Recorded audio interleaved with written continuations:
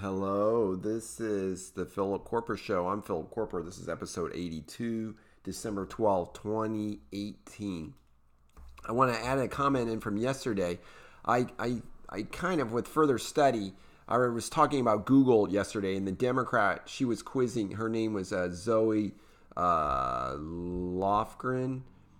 Zoe Lofgren, and she actually set Sundar Pichai up. And so she's the one who talked about Googling idiot and how Donald Trump came up. She just made her question super obvious. She allowed Sundar to answer that question. He just gave a bunch of gobbledygook algorithm stuff. And therefore, she kind of diffused the bomb because she knew that was coming from the Republicans. So by the Democrat asking him about Google and these searches, and how these things come up. It's really interesting to know that how Sundar from Google, the CEO from Google, says that, well, when things come up in a negative light for conservatives, that's just the algorithms. But on the other hand, we will stand up for hate speech and we will intervene and we will prevent hate speech. Okay, so that means, so when things hurt the conservatives, they don't do anything. It's just the algorithms. But when things are otherwise, when things support the liberals, it's just I'm getting a little confused. When the things support the liberals, they just say, well, it's the algorithms and stuff. But when they go against conservatives, they say they have to intervene, and that's hate speech, right? Because like if you're against immigrants, then you're xenophobic, and that's hate speech. You hate immigrants. So therefore, that's immoral. You can't do that. Nancy Pelosi says building the wall is immoral. Okay, she used to believe in building the wall. So this whole clash with Pelosi and Schumer, I think this was brilliant. And the Donald is just bringing all of this stuff to light because the Democrats do not want to debate the issues. They do not want to debate the issues. They don't want to talk about funding for the border wall. No, they don't. And so they do not want, they're not going to fund the border wall because they've told their constituents that that would be a loss for the Democrats. So right or wrong, they cannot let Donald win on this. So no, even though they've supported the wall before, and the Democrats have supported some border security before, no, they're not going to do that this time because that would give Donald a victory. He's only asking for $5 billion. Chuck has said that he'll give him like $1.3 billion to shore up things. But no, they will not give that victory. You know, Donald's come way down. Remember, this thing was going to cost $18 billion. And so he's come way down in costs. He's really tried to negotiate. No, Chuck Schumer will not give him the 10 Democrat votes. And so, therefore, we're going to be at an impasse. And Donald wants this, and he's willing to shut down the government over this border security. And he's willing to discuss it. I think the Democrats will really look weak when Nancy and Chuck go, Nancy goes, well, we don't want to discuss this in front of the cameras. Well, why not? Let's just debate this issue. I mean, you don't want to talk about the issue, Nancy? You don't want to talk about border security? So I think this is a big victory for the Donald. I think he looks really strong. Tucker Carlson says that Schumer never hated anything in his whole life more than that moment. I mean, he was looking down. Chuck would not look at Donald. Donald was looking right at him. Chuck was just either staring down in his lap or looking over at Nancy. He would not, even in this picture, he's looking away from Donald. Okay, he looks like he doesn't want to participate. Donald, this is his element. He is a reality host. I mean, the guy is brilliant when it comes to spontaneously debating people. Chuck brought up the fact that elections have consequences, and then Donald immediately quips, yeah, that's why the country's doing so great. I mean, touche. It was just really awesome. So will we have a Christmas shutdown? I mean, Lindsey Graham is really ramping up. Other Republicans are really kind of getting on board. Ted Cruz is getting all fired up. Many people are lining up behind Donald here on this. They're looking to his leadership. Okay? People don't care if they shut down the government. Okay? It's only non-essential elements that are shut down. It's not a big deal. And so if you do it over something like border security, remember Chuck Schumer was going to shut the government down over DACA. Okay, he wanted DACA added in there. He was threatening to shut it down if he didn't get his DACA stuff. And then he finally made a concession. Nancy Pelosi mocks Trump afterwards, and she says as if manhood could ever be associated with him. She was talking about this.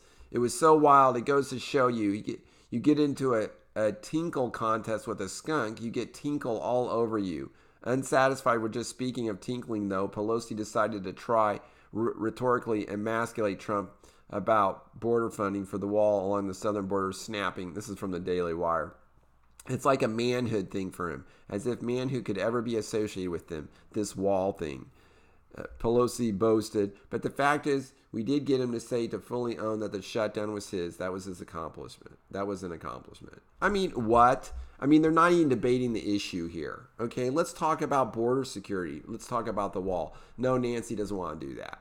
No, ad hominem attacks. He's going to go after Donald's manlyhood. Okay, whatever. Donald's going to win here.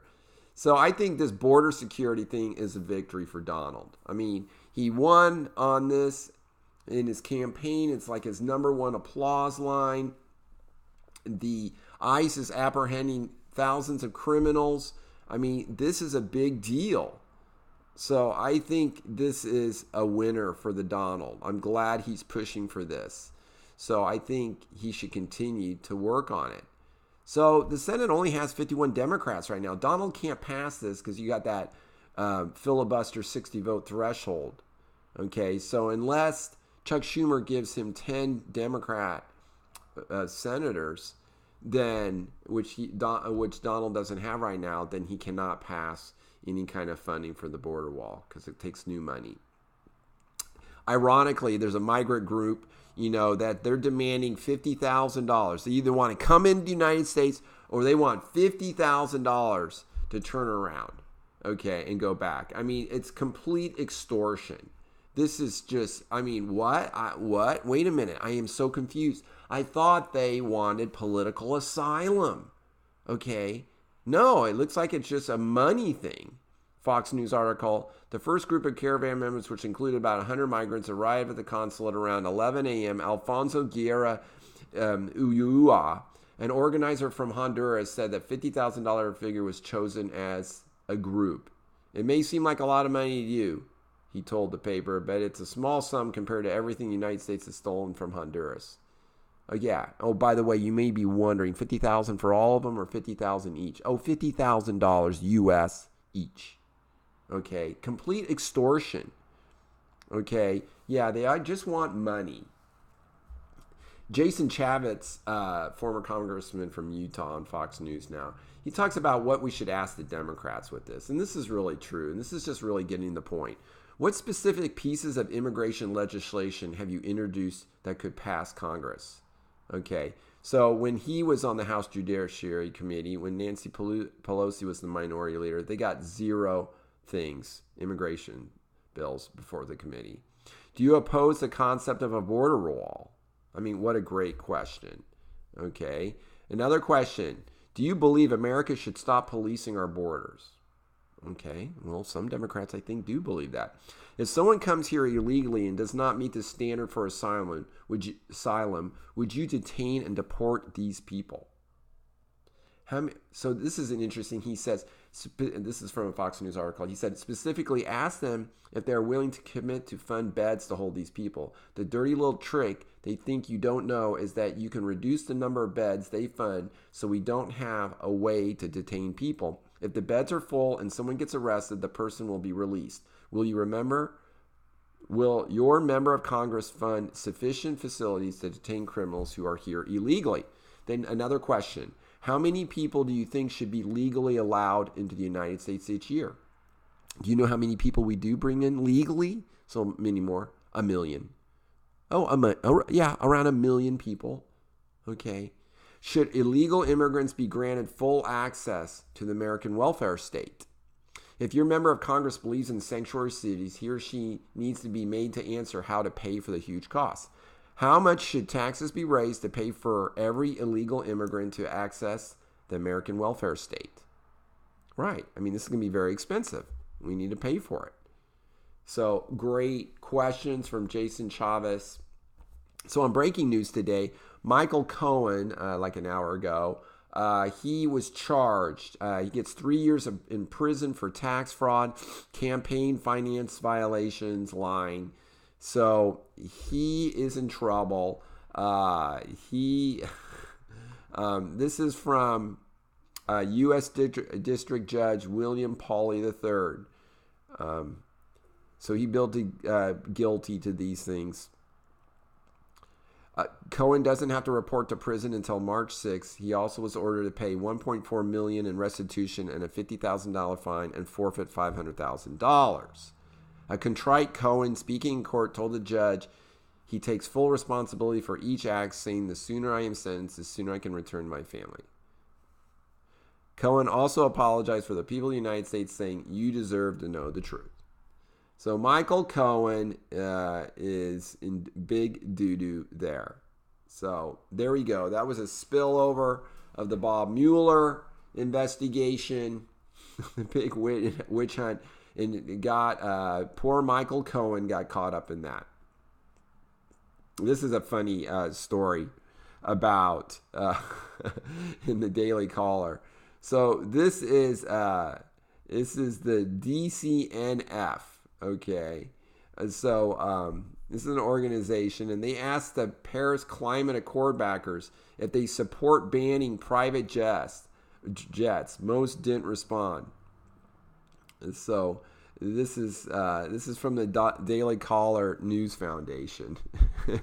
And so they wanted to get a commitment, would you support a ban on private jet travel to help stem global warming? Most companies and individuals the Daily Caller reached out to did not respond, including Facebook, Apple, Google, and other companies that often tout their green image. Not even former Vice President Al Gore, the father of climate activism, responded. This is the dirty little secret that they don't really believe in this nonsense. They don't believe that the earth is super in the lurch because of climate change or what humans are doing. No, we would all just immediately stop using fossil fuels if we were going to be killed by this. We know there's no real evidence that anything super bad is going to happen to us. Our climate models can't even predict the weather that we've already had. They can't even predict the past. Even though we have all the data, they can't predict the past. These models just don't predict anything. They don't work. We just don't know. Isn't it interesting that there are no private organizations that are doing research on climate change? No, it's just all government-run stuff. No, there's just no money in this. Okay? It's to scare the propaganda that the government does is where all these companies sprout out. People like Tesla, companies like Tesla, can sell these silly little electric cars that don't drive very far and take forever to recharge and then catch on fire, or the batteries are going dead, don't work in the cold, don't work in the heat. No, there are no private organizations that are studying climate change. Okay, it's just getting to be, we can't debate it because it's a religion to the left, and they use it to jam things right down our throat.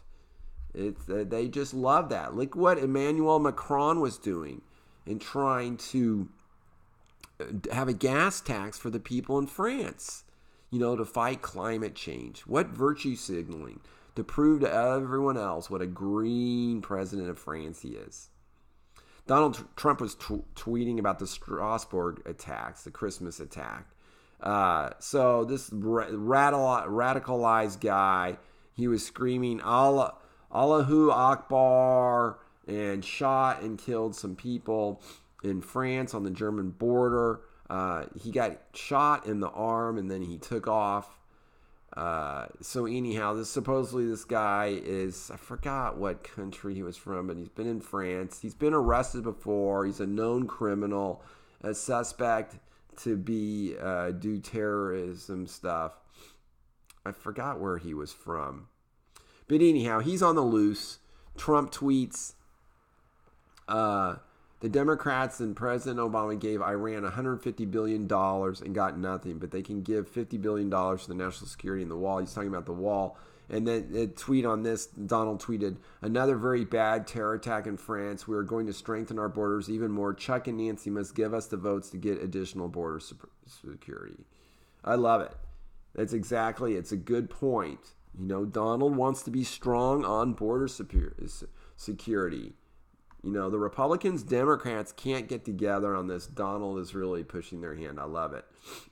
So that's really good. So this Michael Flynn thing is really interesting. So you remember just the other day, Bob Mueller said, oh yeah, I'm going to be really lenient with Michael Flynn. He's really helped us out a lot and stuff. I mean, so Fox was making a point of this today. I mean, what judge is going to give Michael Flynn, you know, who's like, what was he, a Marine general? Forgot. You know, he served like 30 years in the military. Sorry, I'm getting over this cold. And so, he was entrapped. Apparently, the FBI said he didn't need any lawyers. Yeah, retired 3-star Army general. And so, the FBI interviews him. You don't need any lawyers. There's no big deal. Okay, basically entrap him, catch him not getting his story right, accuse him of lying. All right. And so what judge do you think is going to sentence this guy? I mean, I think the sentence was like between 0 and 1 year or something like that for this crime. Yeah. So what judge is going to sentence this guy to anything? Okay, because he's a war hero, first time offense. Okay, nothing. And Bob Mueller makes it sound like he's being so generous. Oh yeah, we're gonna really work help him out here, so he doesn't have to serve anything. Oh yeah, I think that's really funny how Bob Mueller was just pretending like he's really trying to be such a great guy. So, excuse me. I wanted to mention a little bit about this opioid crisis. This is a terrible thing, and I don't have the complete answers to this. But really there's an article in Fox News about how patients are being driven to suicide because doctors are not giving them prescriptions. So we've got all of these computer tracking systems now, so you can't doctor shop. So in Kentucky, it's called Casper. It's Kentucky, I don't know, forgot what it stands for, prescription something. And so basically, when you go to your doctor and you get pain pills, he gets on a database and he puts the prescription on the database. So if you go to another doctor that same day and you ask for pain pills, that doctor is supposed to look at your database and you can see that you just got a prescription for pain pills so that you don't really need any more pain pills. So this greatly limited the amount of people and their pain pills. Of course, many people are abusing these prescriptions and abusing these drugs. And so it's sad because the people are abusing the drugs, but then it's freaked out the whole medical community, and many doctors are under prescribing on pain pills, and they're totally worried that people are going to lose their medical license for giving out too many pain pills. The government will come and arrest these doctors and throw them in jail. So this is really presented quite, I think, a problem. This whole war on drugs, I don't have the answer. I'm usually come from a very libertarian point of view. This huge war on drugs, I questioned how well this is working. Doesn't seem like it's working very well. Thinking of maybe some different ideas. I want to close on this last story, and this is mentioned in Vox, the First Step Act, and what people are saying. Okay, so people that I like, these conservatives, young conservatives like Candace Owens and Charlie Kirk, even Donald Trump is supporting this. So really, what we're trying to do is it's really just giving people a second chance, letting people out of jail a little bit early for good behavior and helping them. The recidivism rate is 75%. Okay, so that means that if you get out of prison, you have a 75% chance of going right back into prison. So now, some people say these are non-violent offenders, okay? But what that is people breaking in your car, shoplifting, and, a lot of stealing things going on. So these are criminals, okay? These are criminals. These are people who are breaking the law. I mentioned that yesterday. So this is interesting. I wonder how much, I've been trying to do some research to see how much this is going to cost the taxpayers. And of course, if you're letting people out of jail a little bit early, that saves the taxpayers some money. But of course, if 75% are right going back in, then you're going to have all the crime that they commit. So I've talked to some people about this and done some research. And some people, feel like prison is really just, we're not doing prison to help people change. What we're really doing is we're putting people in prison to keep them off the streets. Okay, these are criminals. These are convicted criminals. And so we're putting them in prison just to keep them off the streets, just so crime rates will stay low. Okay, so we're not trying to punish them, or we're not trying to get them to change, or not even worrying about if this is going to prevent crimes because people are afraid to go to prison. But really the bottom line is that you're keeping a bad person off the street. So that is something worth to consider. We'll see how that pans out. I wanted to close with a scripture that I read today in my scripture study in Luke chapter 6. It's a great scripture. And he spoke a parable unto them. This is Luke chapter 6, verse 39. Can the blind lead the blind? Shall they not both fall into the ditch? The disciple is not above his master, but everyone that is perfect shall be his master. And why beholdest thou the mote that is in thy brother's eye, but perceiveth not the beam that is in thine own eye? Either how canst thou say to thy brother, Brother, let me pull out the mote that is in thine eye, when thou thyself beholdest not the beam that is in thy own eye? Thou hypocrite, cast out first the beam out of thine own eye, and then shalt thou see clearly to pull out the mote that is in thy brother's eye. Great scripture. You guys, thank you so much for listening. This is Philip Koerper with a cold for the Philip Koerper Show. You can subscribe at iTunes or SoundCloud, or watch the video on YouTube, or go to philkoerper.com. Have a great day. Thanks for listening.